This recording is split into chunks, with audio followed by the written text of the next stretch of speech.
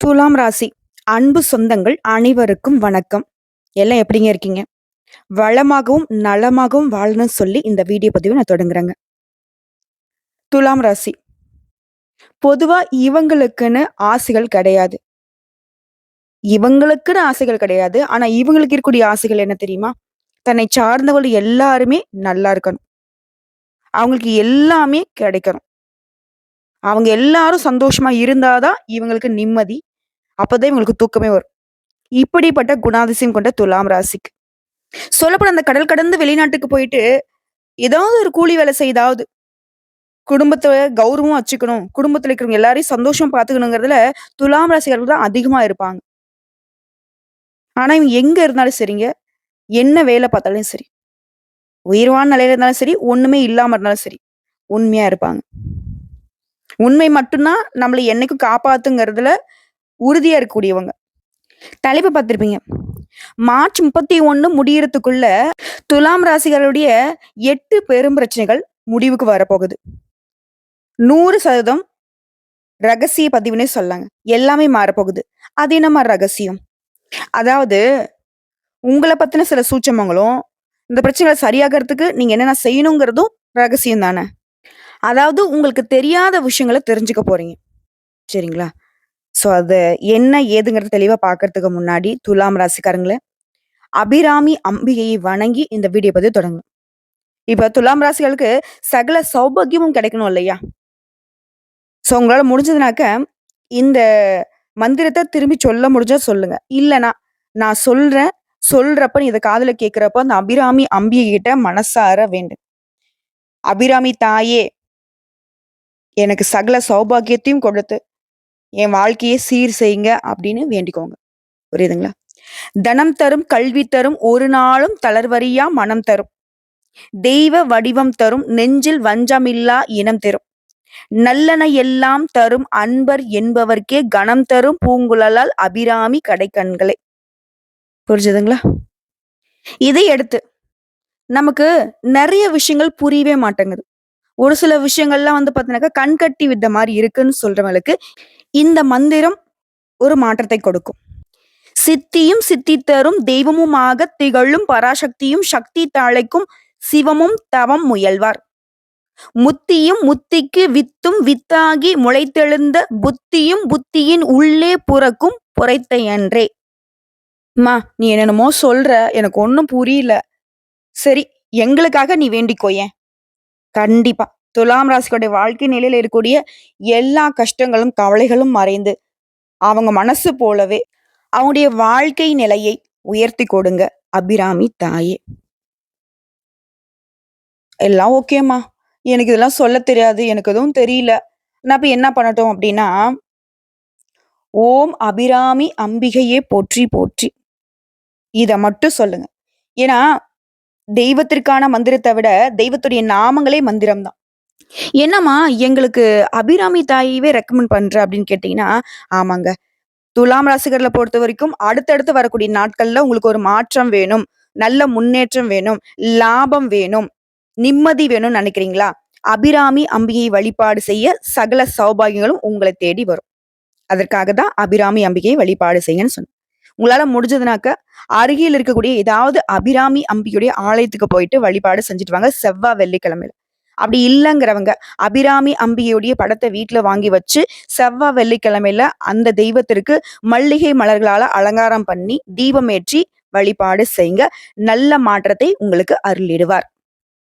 சரிங்க. இப்போ எந்த தெய்வத்த நீங்க வழிபாடு செய்யணும், எப்படி வழிபாடு செய்யணுங்கிறத சொல்லியாச்சு. இப்ப துலாம் ராசிகளுக்கு அடுத்தடுத்து வரக்கூடிய நாட்கள்ல எந்தெந்த கிரகங்களுடைய அமைப்பின் காரணமா நல்லதொரு மாற்றம் ஆரம்பமாக போகுதுங்கிறத பார்க்கலாம். துலாம் ராசி. துலாம் ராசியில் இருக்கக்கூடிய சித்திரை நட்சத்திரம் 3ஆம் பாதம், 4ஆம் பாதம், சுவாதி நட்சத்திரம், விசாக நட்சத்திரம் 1ஆம் பாதம், 2ஆம் பாதம், 3ஆம் பாதம். உங்களுக்கு எல்லாருக்குமே இந்த பலன்கள் பொருத்தமாகும். துலாம் ராசியை பொறுத்தவரைக்கும் எத்தனையோ கோடான கோடி பேர் இருப்பாங்க. நாங்க எங்கேயோ பொறந்து, எங்கேயோ வளர்ந்து, ஏதோ ஒரு பேர்ல, ஏதோ ஒரு ஊர்ல வாழ்ந்துட்டு இருப்போம். எங்களுக்கு எப்படிம்மா நீ பலன் சொல்ல முடியும்னு கேட்டீங்கன்னாக்க, கட்டாயம் சொல்லலாங்க. பொது பலன்கள பொறுத்தவரைக்கும் கணிச்சு சொல்ல முடியும். ஏன்னா, துலாம் ராசியில எந்தெந்த கிரகங்கள் எங்கெங்க இருக்காங்க, இதை பொறுத்து. நவகிரகங்களுடைய அமைப்பு பொறுத்து தான் நமக்கு நல்லதும், கெட்டதும். அப்படி பார்க்கிறப்போ, துலாம் ராசிக்கு பஞ்சமஸ்தானத்துல நவகிரகங்களுடைய முதல்வன்னு சொல்லக்கூடிய சூரிய பகவான், அவர் கூடவே தொழில்காரகன்னு சொல்லக்கூடிய சனீஸ்வர பகவானும் சேர்ந்து இருக்கக்கூடிய அமைப்பு உங்களுக்கு சாதகமா, பாதகமா?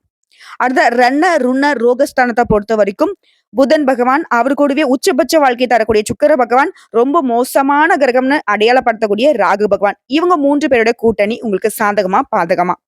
அடுத்து அஷ்டமஸ்தானத்த பொறுத்தவரைக்கும் குரு பகவான். அடுத்து பாக்கியஸ்தானத்த பொறுத்தவரைக்கும் பூமிகாரகன்னு சொல்லக்கூடிய செவ்வாய் பகவான் இருக்காரு. அவரு ஆனா வக்ரகதியில வலம் வராரு. அடுத்து அயன, சயன, போகஸ்தானத்த பொறுத்தவரைக்கும் மோசமான கிரகம், நிழல் கிரகம், பாம்பு கிரகம்னு சொல்லக்கூடிய ராகு பகவானுடைய தம்பி கேது பகவான் வலம் வராரு. இத வச்சு உங்களுக்கு 8 பிரச்சனை சரியாகுதுன்னு சொன்னேன் இல்லையா? துலாம் ராசிகளுக்கு எல்லா பிரச்சனையும் ஓரளவுக்கு சமாளிச்சிடலாமா? இந்த உடல் ஆரோக்கியம்னு வரப்ப என்னால ஒண்ணுமே பண்ண முடியல. மாசக்கணக்கா படுத்துடுறேன். உண்மை. இல்லன்னு சொல்ல. மொத பிரச்சனையே உடல் ஆரோக்கியம் மேம்படுது. ஃபர்ஸ்ட் பிரச்சனை ஓவர். சோ இதனால எல்லாத்தையும் சமாளிக்க முடியும். 2வது பிரச்சனை. சொல்லி மாளல. வெளிய சொல்ல முடியாத கஷ்டம். கண்ணீரும், கம்பளையுமா நெறைய இடங்கள்ல யாருக்கும் தெரியாம அழுதுருக்கீங்க. கவலை. அந்த வீண் கவலைகள் உங்கள விட்டு மறையுது. 2வது விஷயம் சூப்பர். அடுத்து 3வது விஷயம். எத செஞ்சாலும் சரி. இன்னைக்கு நாளைக்குன்னு அப்படியே இழுபறி ஆகுறதும், முடிஞ்சு வர நேரத்துக்கு தடைப்பட்டு நிக்கிறதும். இப்படி இருந்த உங்களுடைய வேலை, அதாவது தடைப்பட்ட காரியங்கள் சாதகமாக நடந்து முடிய போகுது. 3வது விஷயம் சூப்பர். அடுத்து 4வது விஷயம். துலாம் ராசிக்கு கடந்த சில மாதங்களா, இல்ல ஒரு 2, 3 வருஷமாவே வந்து பார்த்தீங்கன்னா, கோர்ட்டு கேஸ்ன்னு சுத்திக்கிட்டு இருப்பீங்க. நீங்களும் பார்க்காத வக்கீல் இருக்காது, பார்க்காத ஆட்கள் இருக்காது. எங்கேயாச்சும் போய் என்னமோ ஒண்ணு பண்ணி அத முடிச்சுட்டு அடுத்த வேலைய பார்க்கலாம்னு நினைப்பீங்க. ஆனா அது வந்து இழுபறியிலே இருந்திருக்கும். அந்த கோர்ட்டு கேஸ் விவகாரங்கள் உங்களுக்கு சாதகமான நிலையில தீர்ப்பு வரப்போகுது. 4வது விஷயம் சூப்பர். அடுத்த 5வது விஷயம். சொந்தமா தொழில் செய்றோம், வியாபாரம் பார்க்குறோம். ஆண்களோ, பெண்களோ ஏதாவது துறைகள்ல ஏதாவது ஒரு வேலை பார்க்குறோம் இல்லையா? அது சம்பந்தப்பட்ட காரியங்கள்ல இருந்த தடைகள் விலகுது. தொழில், வியாபாரம், வேலை எல்லாமே உங்களுக்கு உற்சாகத்தை தரக்கூடிய வகையில இருக்க போகுது. அடுத்ததா 6வது விஷயம். எதுக்கெடுத்தாலும் நம்ம ஒரு வேலைய செஞ்சா அட்லீஸ்ட் ஒரு பொட்டி கடை வச்சாவது பொழச்சுக்கலான்னு ஒண்ணு தொடங்குவோம். அப்பன்னு பார்த்து போட்டி வரும். சோ இந்த மாரி போட்டிகளாலவே ரொம்ப மனமுடிஞ்சு போன உங்களுக்கு போட்டிகள் குறையுது. எதிரிகள்லாம் உங்ககிட்ட மோத முடியாம, உங்களுடைய உயர்வ புரிஞ்சுகிட்டு ஒதுங்கி நிப்பாங்க. ஓகேங்களா? அடுத்தது 7வது. புதிய ஆர்டர்கள் பெறுவதில இருந்த தடைகள் நீங்குது. சொத்து சம்பந்தப்பட்ட பிரச்சனைகள் கூட உங்களுக்கு சாதகமான தீர்ப்பு கிடைக்குது. மூதாதையருடைய சொத்துக்கள் உங்க கைக்கு வந்து சேருது. அடுத்ததா 8வது விஷயம். 8வது பிரச்சனை. உத்தியோகத்துல இருக்கிறவங்களுக்கு அலுவலகம் தொடர்பான அலைச்சல், அலுவலகம் தொடர்பான நெருக்கடி எல்லாமே மறையுதுங்க. உத்தியோக பணிகள் இருக்கிறவங்க தனியார் துறையோ, அரசாங்க துறையோ, ஆண்களோ, பெண்களோ. நல்லா படிக்கலாமா? கூலி வேலை பார்த்துட்டு இருக்கேன். ஒருத்தர் கீழ கை நீட்டி சம்பளம் வாங்கிட்டு இருக்கேன் அப்படின்றீங்களா? உங்களுக்கும் அலைச்சல்கள் மறையுது. வருமானம் பெருகுது. சரிங்களா? சோ இப்போ வரைக்கும் சொன்னது ஓகே. அடுத்து குடும்பம். துலாம் ராசியை பொறுத்தவரைக்கும் குடும்பம் தான் உசுரு. சோ குடும்பத்துல இருக்கிறவங்க கிட்ட இணக்கமான போக்கு காணப்படுது. குடும்பத்துல இருந்த மன வருத்தங்கள் நீங்குது. பிள்ளைகளுடைய எதிர்கால நலன் குறித்து கவலை உண்டாகிறதுக்கு வாய்ப்பு இருக்கு. சோ அப்ப என்ன பண்ணணும்? துலாம் ராசிக்காரங்க எல்லாமே நல்லா இருக்கு அப்படின்னா, இந்த சிந்தனைகள மட்டும் கொஞ்சம் ஆஃப் பண்ணி வைங்களேன். ஓகேங்களா? இப்போ சதா நேரமும் ஃபோன் யூஸ் பண்ணா அந்த ஃபோன் என்ன ஆகும்? சூடாகும். சூடாகிட்டு என்ன பண்ணணும்? வெடிக்கிறதுக்கு வாய்ப்பு இருக்கு. அதேதான். அதீத சிந்தனைக்கு இடம் கொடுத்தா துலாம் ராசிக்காரங்களே, உங்களுடைய உடல் ஆரோக்கியம் பாதிக்கப்படுங்க. ஆல்ரெடி அப்படிதான் இருக்கு. இல்லையா? அத இன்னும் கொஞ்சம் மோசப்படுத்திக்காதீங்க. தேவையில்லாத சிந்தனைக்கு இடம் கொடுக்காதீங்க. அடுத்து பெண்கள பொறுத்தவரைக்கும், உங்களுடைய திறமையான செயல்பாடுகள் மூலம் எடுத்த காரியங்கள் எல்லாமே சாதகமாக நடந்து முடிய போகுது. அடுத்து கலைத்துறையில இருக்கிறீங்க அப்படின்னாக்க எல்லா நன்மைகளையுமே தங்கு தடையில்லாம அடைய போறீங்க. அடுத்து அரசியல்வாதிகளை பொறுத்தவரைக்கும் புதிய ஒப்பந்தங்கள் கை கொடுக்கும். எந்த கொள்முதலையுமே தயக்கமின்றி செய்யலாம். மாணவர்களை பொறுத்தவரைக்கும் கல்வியில முன்னேற்றம் இருக்கும். உங்களுக்கு முன்னேற்றத்துக்கு முட்டுக்கட்டியா இருந்த விஷயங்கள்லாம் இப்ப வந்து உங்களை விட்டு விலக போகுது. அதே மாதிரி சக மாணவர்கள் உங்களுக்கு ஒத்துழைப்பா இருப்பாங்க. சிறப்பா சொன்னக்க மகிழ்ச்சி நிறைந்த காலமாக இருக்க போகுதுங்க. உங்களுடைய முயற்சிகள், கடின உழைப்பு அதுக்கு எல்லாத்துக்குமே முழு பலன்களை பெறப் போறீங்க. செல்வாக்கு மிக்க விஐபிகளுடைய உதவி கிடைக்கும். நீண்ட காலமாக நிலுவையில் இருந்த ஒரு வேலைய இப்ப நடத்தி முடிச்சுப்பீங்க. சொத்து, குடும்பம் இது சம்மந்தப்பட்ட தகராறுகள் எல்லாமே தீரப்போகுது. உங்களுடைய மூதாதையர் சொத்துக்கள் கிடைக்கும். குடும்ப உறுப்பினர்கள் மற்றும் கூட பொறந்தவங்க கிட்ட இருந்த தகராறு தீருதுங்க. வேலை இல்லாதவங்களுக்கு நல்ல வேலை கிடைக்கும்.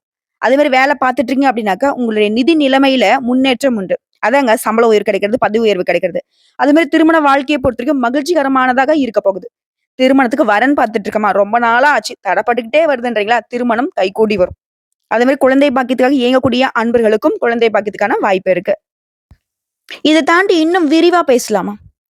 தர்ம, அதர்மங்களுக்கு ஏற்ப பலன் தரக்கூடிய சுக்கிர பகவானை அதிபதியா கொண்ட துலாம் ராசி அன்பர்களே. உங்க ராசிக்கு 5ஆம் இடத்துல சூரிய பகவான் உட்கார்ந்திருக்காரு. இதனால காரிய தடைகளை தாண்டி வருவீங்க. மறைமுக எதிர்ப்புகள கூட வெற்றிகரமா முறியடிப்பீங்க. இவரை அடுத்து சந்திர பகவானுடைய சஞ்சாரம் உங்களுக்கு சாதகமா இல்ல. அத கொஞ்சம் கரெக்ட் பண்ணணும்னா, சிவபெருமான திங்கட்கிழமைகள்ல வழிபாடு செய்யணும். எப்படி வழிபாடு செய்யணும்?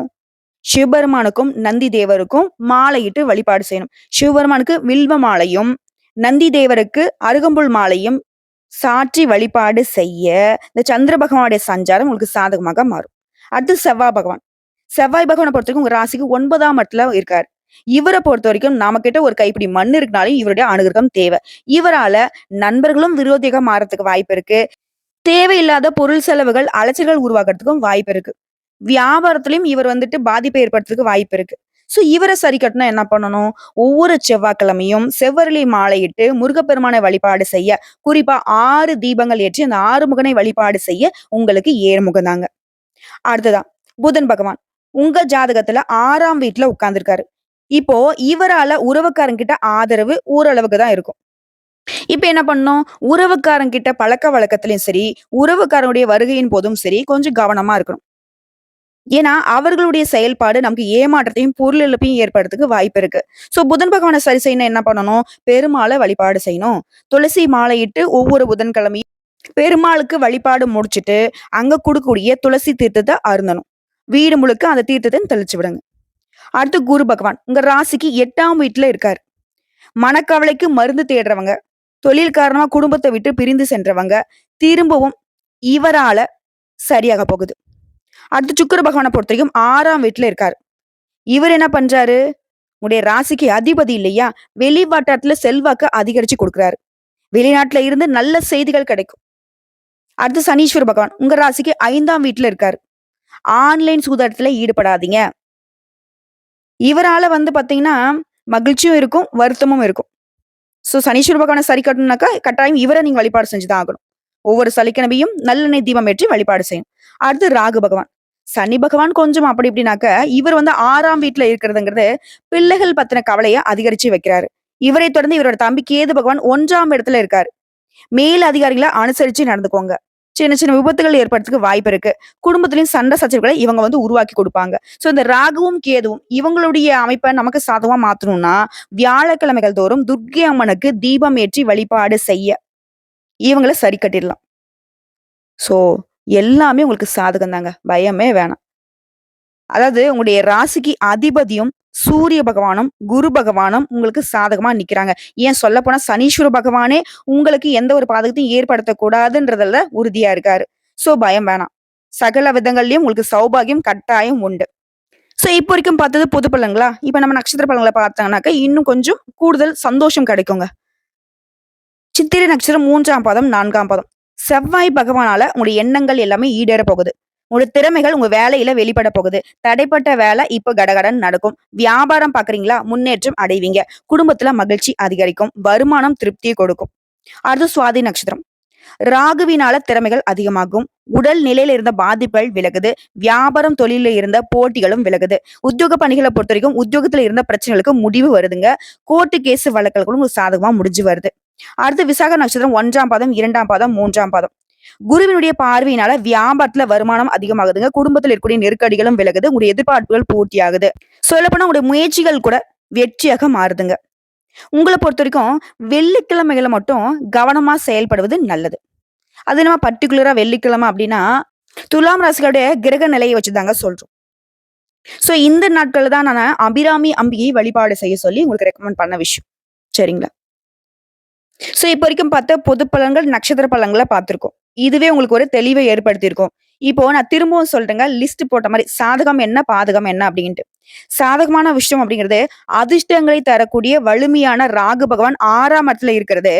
அது மட்டும் இல்லாம உங்க ராசிநாதன் சுக்கிர பகவான் பலமா இருக்கிறதும், உங்க ஆரோக்கியத்த நல்ல விதத்துல வச்சுக்கும். வெளிநாட்டு வேலை வாய்ப்பு கிடைக்கும். அதே மாரி கேது பகவானுடைய அமைப்புங்கிறது உங்களுக்கு தெய்வ தரிசனத்த உண்டாக்கி கொடுக்குது. பெரியவங்களுடைய ஆசீர்வாதம் கிடைக்கும்.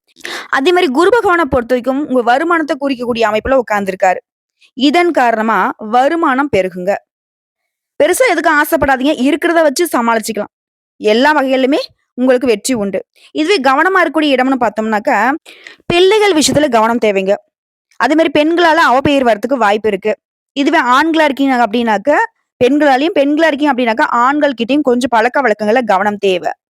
அதே மாதிரி கணவன் மனைவிக்கிடையே கருத்து வேற்றுமை வந்து மறைஞ்சிரும். இருந்தாலும் விட்டு குடுத்து நடந்துக்கோங்க. ஆடம்பர செலவுகளுக்கு இடம் கொடுக்காதீங்க. கோபத்த கண்ட்ரோல்ல வச்சுக்கோங்க. எந்த காரணத்த கொண்டும் எந்த ஒரு விஷயத்திலுமே அவசர முடிவு எடுக்கவே கூடாது. அதே மாரி வரவு செலவுலயும் கவனம் தேவை. அதுவே கலைஞர்களா இருக்கீங்க அப்படின்னாக்க, உங்களுக்கு வரக்கூடிய வாய்ப்ப நிதானமா யோசிச்சு பயன்படுத்துங்க.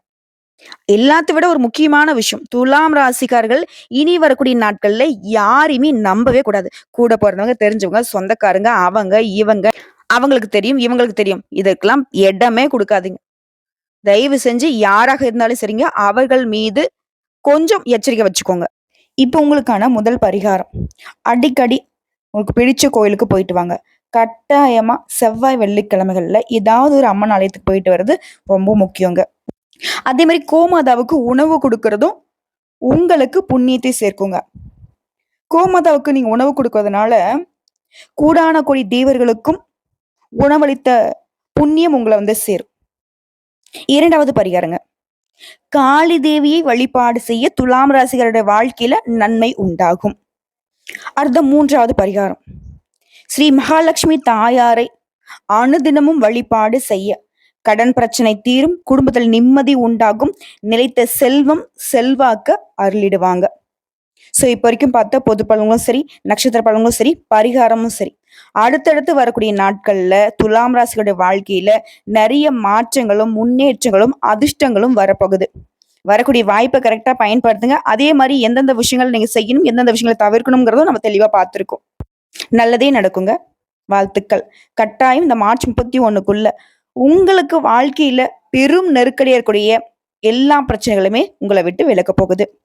அதாவது எப்பவுமே எல்லாரையுமே கீழ விடாம உயர்வா தூக்கி பிடிக்கக்கூடிய துலாம் ராசிகளுக்கு உங்களையும் தெய்வங்கள் தூக்கி உயர்த்தி பிடிக்கக்கூடிய காலம் வந்துருச்சு. இனி உங்க காட்டுல வசந்த காலம் தாங்க. வாழ்க வளமுடன்.